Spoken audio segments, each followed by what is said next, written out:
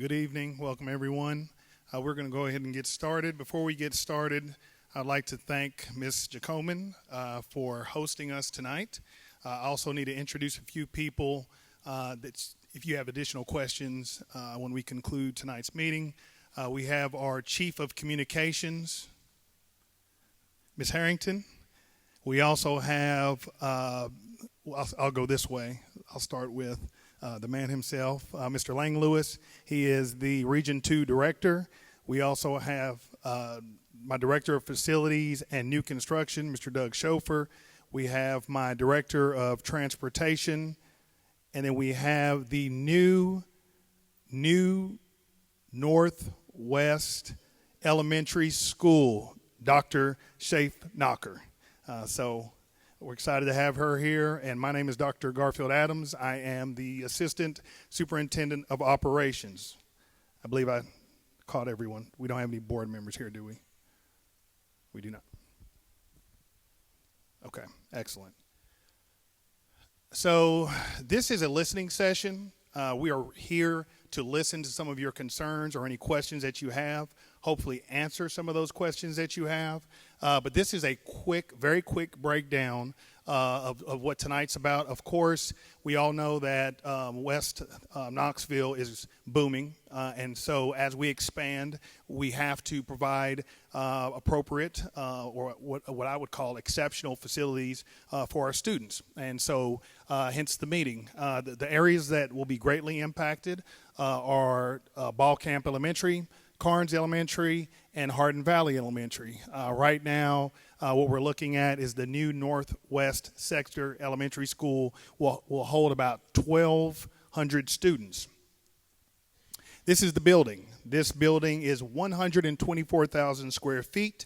Again, 1,200 students at capacity, 56 general ed classrooms, 2 art classrooms, 2 music classrooms, 3 teacher workrooms, gymnasium with a stage, and also it has a compliant tornado shelter capacity for entire student population and staff. That's very exciting. And 240 parking spaces. Dr. Schaefnacher, your team will really appreciate that. Parking spaces are a thing. I will tell you, as a former principal of a high school and a middle school, this is very exciting to see such a beautiful facility and all of the accommodations it has for our students. I'd like to welcome Ms. Henderson. Welcome, our distinguished school board member. Thanks for coming tonight. So this is just a quick breakdown of what it looks like when we look at planning and the development for a new school in the district. The Knoxville-Knox County Planning, they basically collect the data on births and building permits. They provide population forecasts for Knox County. Our part in this, with Knox County Schools, we develop enrollment forecasts, and we use enrollment trends and computer models. Basically, those are formulas. We design and recommend school attendance zones to the Board of Education. The board has to approve whatever we recommend. And we develop and recommend elementary zones to the Board of Education by October 2022. So what that basically means, we will meet tonight. We will get your input. This is our third meeting. We had one yesterday and we had one last week. My weeks are running together. And so we will gather all that input. At the end, I will give you an email where you can share any additional concerns you have. To the left of me is what we call, in educational terms, a parking lot. So Ms. Harrington, she will write some notes as she captures your questions and concerns, but we would also encourage you all to write any questions or concerns, additional questions and concerns you may have. And if you don't want to speak out in public, that is okay. We will be here afterwards and you can ask us questions personally. The zoning considerations, when we look at the actual zoning, we look at school capacity, transportation, the PRZ, which is parent responsibility zones, geographic and man-made obstacles. An example of that would be if you had a bridge and we couldn't get through as far as transportation with buses, and a congruent elementary school boundaries. So once again, that's just a quick breakdown of what I covered as far as the listening sessions. Once again, the final presentation will be on September the 22nd. We will have the proposed zone at that time, and then after we meet with the community, we will take that proposal to the board on October the 5th. This is an example of your current zone. I will tell you, you can look at this on a map and say, oh, it all makes sense. I can draw it. I can outline it. I thought I was a transportation expert, even though I don't have much experience in that field, but I can read maps, so I felt really good about myself until I met with my director of transportation. He said, no, Garfield, that's a farm, and no, there's one house on that cul-de-sac, and so it's not as clearly outlined as you would think. So that's where it's really important that we find the different areas and population around this area. So currently we have 591 students at Ball Camp Elementary, 1,415 at Hardin Valley Elementary, and 1,216 students at Carnes Elementary. So, for the sake of redundancy, we are going to share with you all some FAQs that we received from our listening sessions. And so the first question is, will the rezoning affect the middle and high school? The answer to that is no. It will not affect the middle and high schools. We're only looking at the 3 elementary schools, Ball Camp Elementary, Carnes Elementary, and Hardin Valley Elementary. The second question was, what roads are going to be impacted and expanded? So the northern extension of Chirahala Boulevard to Coward Mill Road has already been completed. Knox County Engineering has plans to widen Coward Mill Road from Pellissippi Parkway all the way to Byington Soloway, and they have released a portion of that road widening project for bids and have assured the school system that the widening of Coward Mill Road adjacent to the school site will be completed prior to the school opening. I will tell you, Mayor Jacobs and his staff have been very good to Knox County Schools. They have worked hand in hand with us. When we get into the questions, if you have questions, additional questions about that, that's a great time to have questions for Mr. Schofer because he's an architect and he can tell you the hurdles that you have when you work with the railroad and so forth. But they have hit the ground running and they have been very supportive. Is there land for expansion at the new school? So at each end, there's 3 locations on each end of the currently planned classroom wings. There is the space for possible future expansion. So that is good news. We are not landlocked, per se. Will we be able to request a transfer to stay at our school? So there is a transfer window and process that occurs twice a year. However, the intent of the rezoning is to alleviate overcrowding at the existing school. Transfers are on a case-by-case basis. The transfer or the enrollment department is in my department, and I will tell you it has to be a very unique circumstance. As a former special ed director, when you have schools that do not have the facilities to accommodate a child, you would probably look at a transfer in those situations, but this is a brand new facility and it will have all the necessary accommodations. Will there be after-school care at the new school? Yes, there will be after-school care available and in place before the start of the next school year. If you have additional questions about that, Dr. Schaefnacher has some answers for you all. I know she has been very involved in that area, in that community, and she is also hitting the ground running to make sure that those necessary accommodations are there. Will students have the same access to extracurricular activities? So the majority of elementary sports are considered club sports and not school-sponsored sports. If your child already participates in extracurricular activities, you should see no impact. So basically, those extracurricular activities are not tied to the school. It's not like a high school where a student has to transfer and play football, basketball, baseball, softball, etc. So the rezoning at knoxschools.org is where we would like for you to give any additional input. You may go home tonight and say, I forgot to add this, or I forgot to make a comment on this, or I forgot to make a statement. This is where you would go and put that information if you just so happen to want to add additional information. If we don't answer your questions tonight, feel free to go there. Once again, we have the parking lot behind me that you can add additional information as well.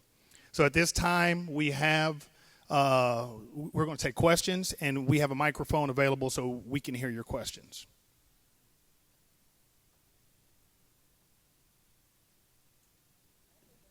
Yes, ma'am.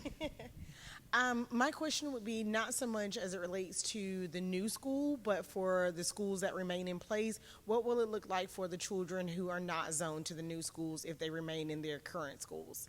Like class sizes, will that be impacted at all, or the structuring? So anytime you look at building a new school, you're basically at capacity at the schools where we currently are. So naturally, the class sizes will reduce, but this levels out to where we have appropriate class sizes for all schools. Yes, ma'am.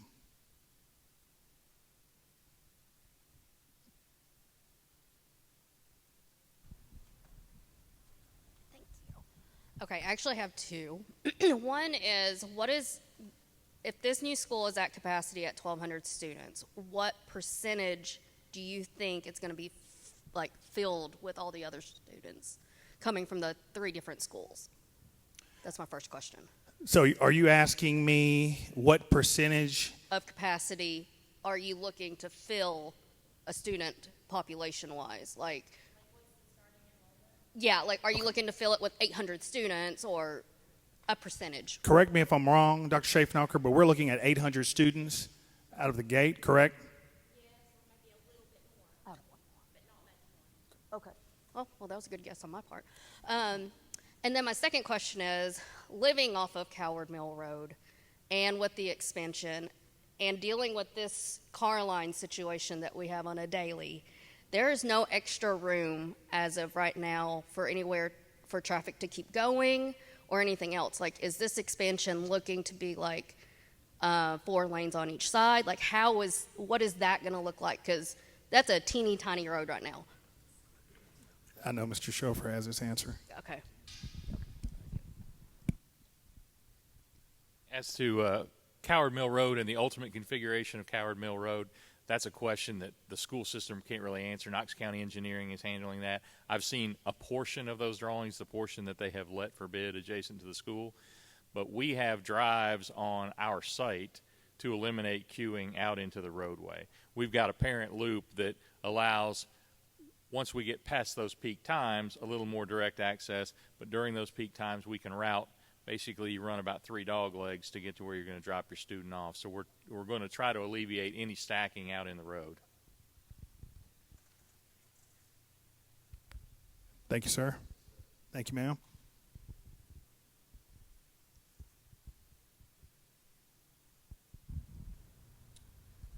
Typically in these projects before, there has been some consideration to basically starting with the younger grades, maybe kindergarten, first, second, third, and then leaving the later grades in their existing schools if they've already been with the school. Is there any consideration happening for this project with this school?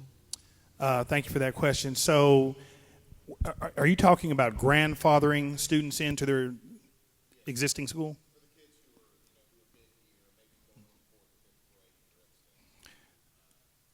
So I will tell you, this is my 3rd district. I've been in Knox County, Oak Ridge schools, and Hamilton County schools, which is all of Chattanooga. And I've experienced rezoning in every school. And what I have seen, what works really well, and what I have seen has not worked so well, is when you grandfather in, say, the fourth grade students moving into the 5th grade. Now, once again, we would love to do that, right? We would love to look at that, but we've got to look at the student counts and see if that's even a possibility, because you're looking at 3 different elementary schools.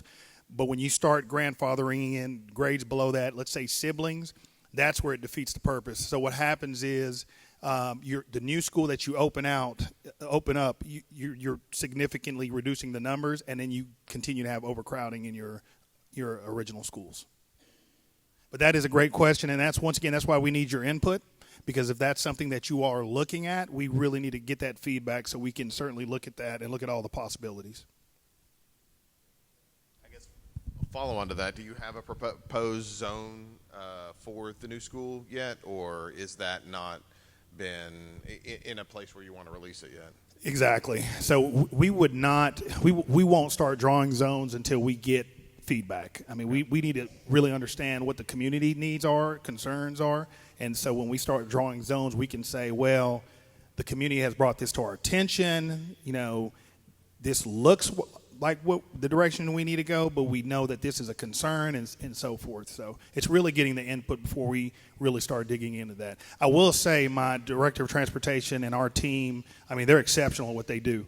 And yes, he could draw a zone right now. But everything we do, we take families' input. Even when you talk about PRZ, we take the input of the families. We just don't make decisions that are based on pure lines. Okay. Yes, ma'am. I guess more of an input thing, as my concern with being rezoned is having to travel Pellissippi Parkway to take my kids to school there and back. From what people are rumoring, I would be doing that. So I just, from an input standpoint, you know, for the lines or the zones, maybe try to keep it from one side of the Pellissippi versus the other. Thank you.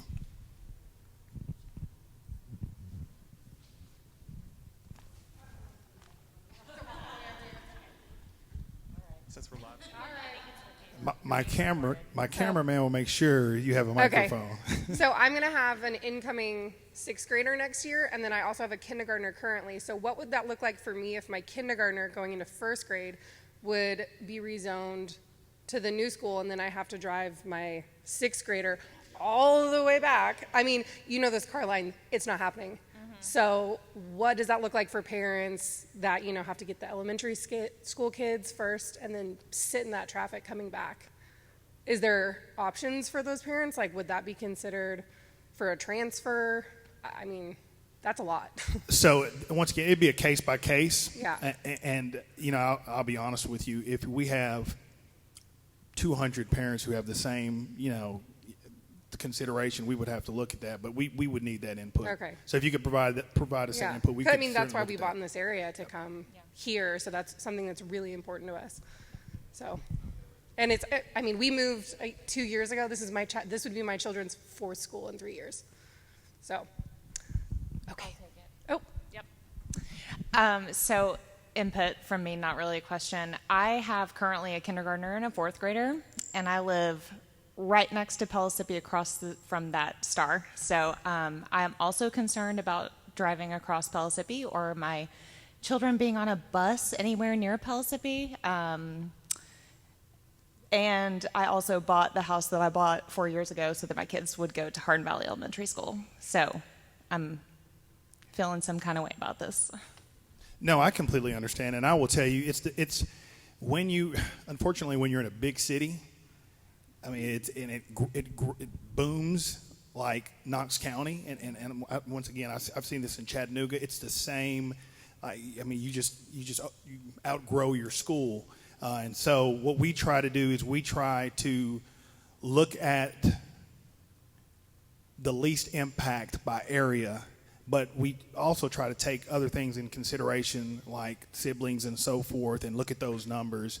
When we make those decisions. If we can make it work, we will make it work. I will tell you, Mr. Dillingham, the Chief of Transportation, I mean, they bend over backwards to make it work. Mm-hmm. It's a matter of looking at the numbers, and if we can't make it work, then that's when we, you know, start drawing lines and then look at the areas that where we can, you know, make some changes to what would be just a perfect zone. Right. Thank you. Yes, ma'am.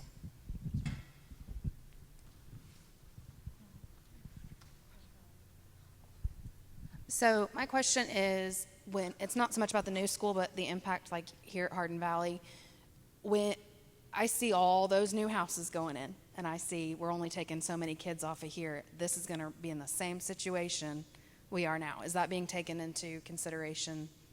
Because we're going to grow quickly with all those houses going in. And apartments, yeah.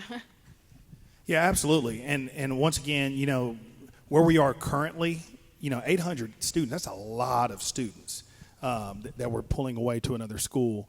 And so you're talking about 400 additional students possibly in that school. So it will give some relief.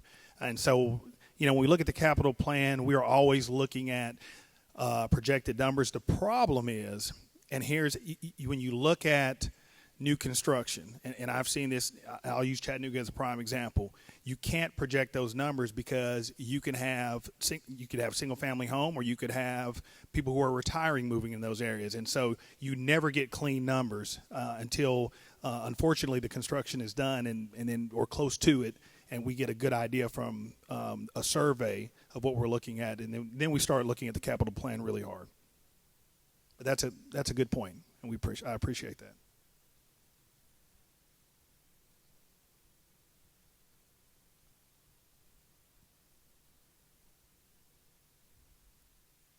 Any additional questions? I was a teacher for many years. I have excellent wait time.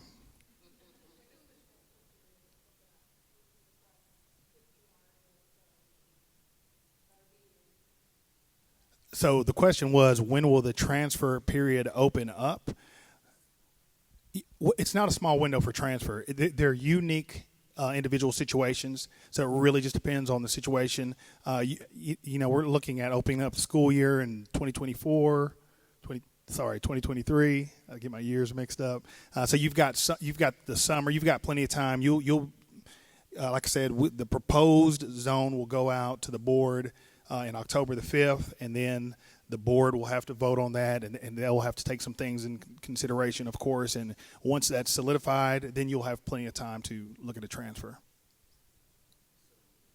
So are you expecting by the end of the calendar year to have the proposed zone available to the public or to our area, I guess? Well, well, it goes before the board. I mean, they can have a first reading, they can have a second reading. So, no, he's talking about the vote. He's talking about the voted on. You're talking about the. September 22nd.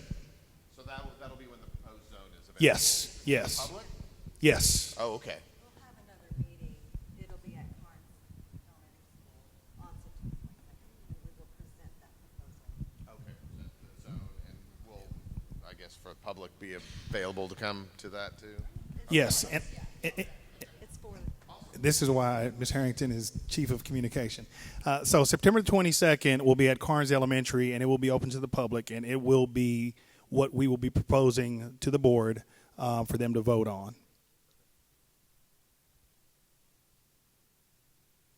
Yes, ma'am. What is the capacity for Hardin Valley Elementary, the meant capacity of students? For Hardin Valley Elementary? Mm-hmm. Okay, yeah. So my son's in a class right now with 42 students in one classroom. I mean, there's 2 teachers, but I guess an idea that I would like to get is once the rezoning's happening, and it might have been answered already, but what is expected as far as students being taken from this particular school? Is there any type of number idea? No, we were going to look at a percentage, like what percentage over capacity for each school. That was a question asked yesterday. We did not pull that data, but we do have time to pull that data. So we can say Hardin Valley Elementary is whatever percent over capacity. X amount of students will be moving to the new Northwest Sector Elementary School, which would put you in line with being at capacity, under capacity, and so forth. Okay. I feel a lot better about sheer numbers than I do about zoning on a map. I'll come back.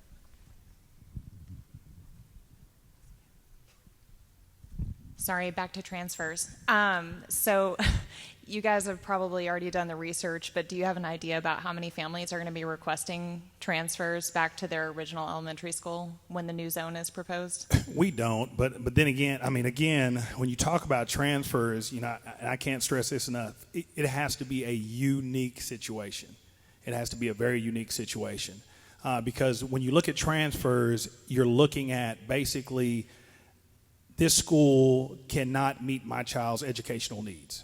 There are some other extenuating circumstances, but when you're looking at transfers because you're out of zone, it has to be a very unique situation as far as the facilities itself.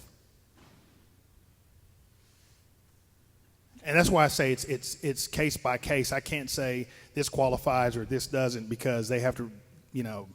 Hartzell has to review every case and make that decision. Yeah.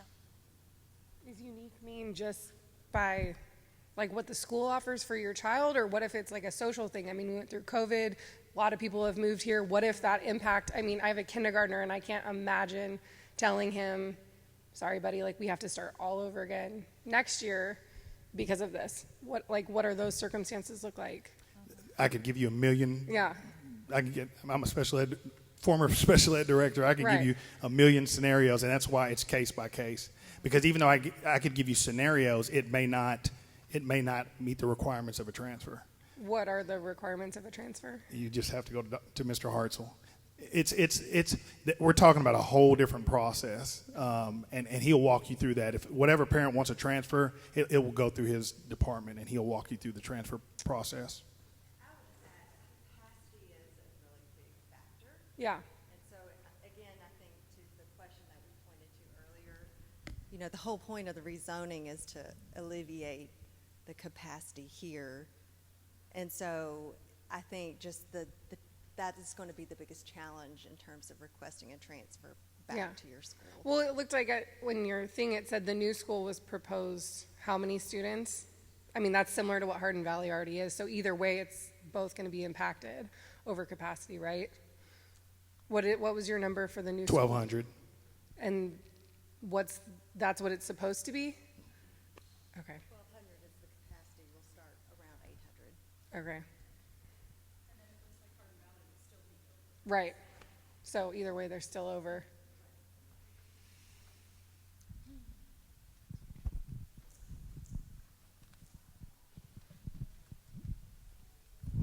What is the capacity currently of like Hardin Valley Middle and Academy? Are those over capacity currently? And are there plans to expand those? I mean, I know Hardin Valley Middle is relatively new, but I think with the exponential amount of growth we especially seen west of here, that we're going to need more schools out west to accommodate that. That's an excellent question. I will tell you that is not on the capital plan, the future capital plan. So we've not looked at the middle schools. Right now, we don't have an issue. I can tell you we don't have an issue in the middle schools. So, of course, we're adding another elementary. Middle schools, we're in a good place for middle schools. And now as far as growth, once again, we can't, and that's the issue, right? We can't say, oh, there's houses being built over here, we're going to build another school, because we don't know if they're single-family homes and so forth. So that's, I don't want to say we're being reactive, but we have to wait till we get that data from the city or the county before we start adding expansions or new construction.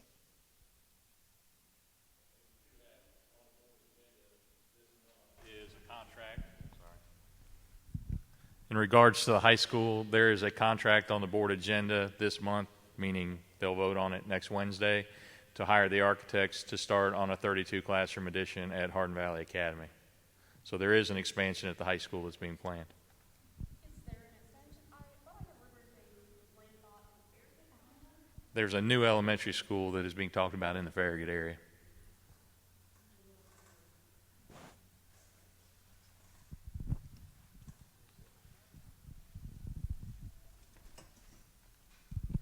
Yeah, I did have a quick question then to follow up on the other gentleman's question on grandfathering then. So I have a daughter getting ready to go into 4th grade, and then next year our son will be in 7th grade over here at this middle school because of the current zoning.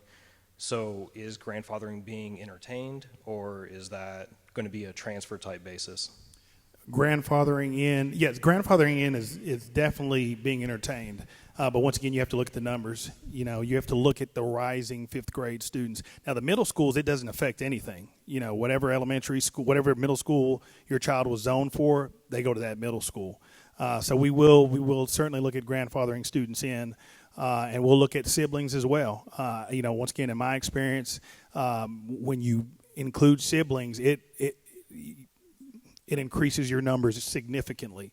But we can look at the numbers for that, as well as a more realistic grandfathering in would be a student in the 4th grade moving into the 5th grade. You've got 2 siblings in one school. You're probably going to be safe, but if you're in the middle and split, you're probably going to be split. Is it safe to say that? Because I want to go back and tell my HOA board hey, this is what we're looking at. We can get our families and let them know. If you have two kids in one school, you got a good chance they're going to be okay. But if one's in middle, you're going to one's elementary and middle, you're going to have to make some trips. Well, I don't know. I don't know what the zone is. So, that's the thing. It just depends on what where the. Yeah. Yeah. So and once again, this is a listening session. We've not made any decisions. We've not drawn any lines. We're taking the information, and then we will move forward as far as drawing lines and see the need of the community. But what this gentleman asked was, are we going to entertain grandfathering students in, or are we just going to say, no, we're not doing that? And we are certainly going to entertain grandfathering students in, but we have to look at those numbers. We have to look at how many rising fifth grade students and what those numbers do to the current existing school. With that, when you start looking at the numbers, are you just going to look to see if you have two kids at the elementary, or would you pull to see if there was a sibling at the middle and a sibling at the elementary? Do you know how that data is pulled? Because I have a fourth and a fifth grader right now. So I have one that will go to the middle school next year and one that potentially could be rezoned. So I'm just curious if you would look at that type of sibling situation. We are not looking at middle schools. We're focusing on elementary solely. That would mean if we got rezoned, I would have to go It doesn't make sense. there. Yeah. But if they stayed in the same school, potentially. Because It makes sense. I'm in the same situation where I'd have to cross Pellissippi.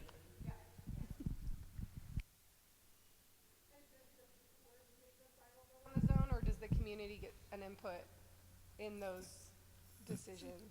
So you are more than welcome to come to the board meeting and share your concerns, but the board does make the final decision.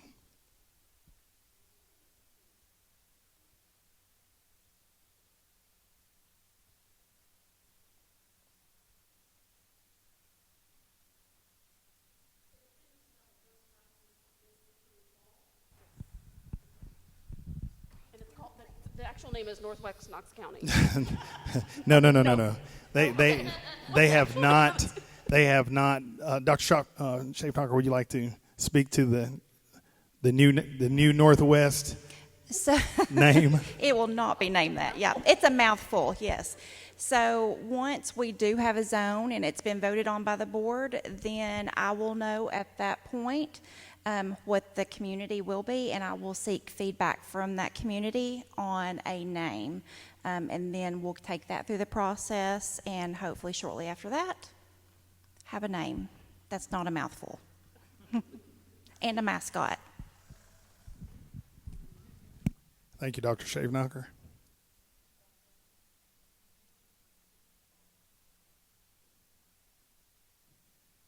Are there any additional questions or comments?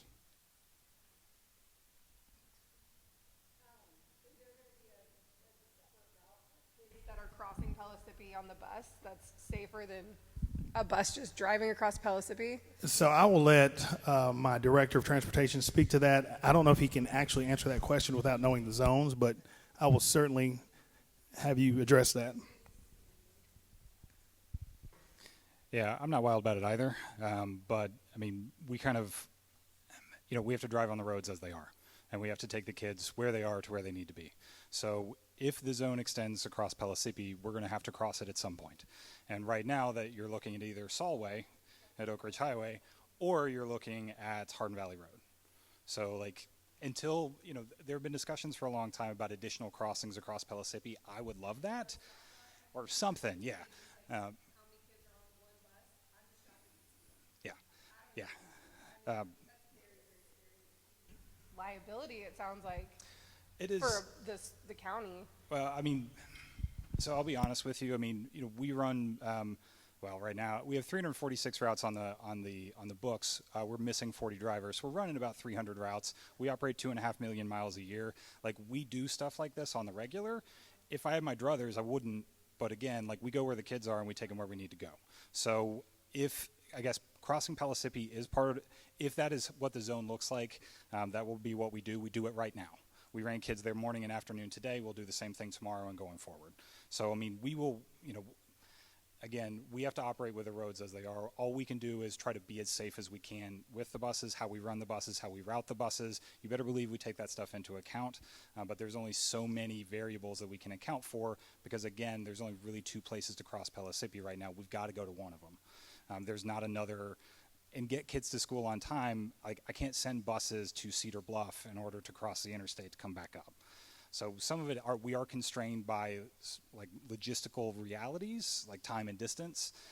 But we will set up the buses as intelligently, as logically, above all, as safely as we possibly can. And every single person that drives every single one of our buses is going to be as safe as I can make them every single day. So that is not, I can't give you a hard answer for that, but I can give you, I guess, intentions, best wishes, and we're not going to settle for less than that. Like, if your kids ride with us, they're not going to be unsafe just because of where this school happens to be built.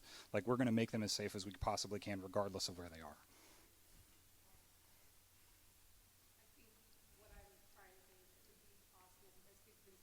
Not having to cross Pellissippi. It's just, I mean, it's very scary for me. Even in my own vehicle, I don't want to do it. Yeah, let alone 40 children that are under the age of 11 with a bus driver. Yeah. The zone is, that risk is really, it's a lot. We live right behind it. I mean, the accidents that we hear, it's all the time. yeah. So The current Hardin Valley zone extends across Pellissippi, so we do it right now. So I hear what you're saying, loud and clear. So if there's an opportunity for us to remediate that, I would be happy for that too.